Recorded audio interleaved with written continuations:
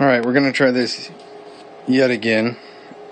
I've got my crappy insulation table that's all kinds of warped and not straight.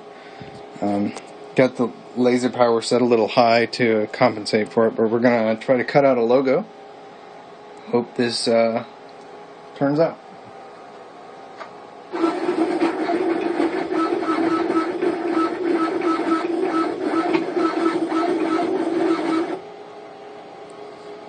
And I've got a phantom e-stop that keeps getting set off, but what it did cut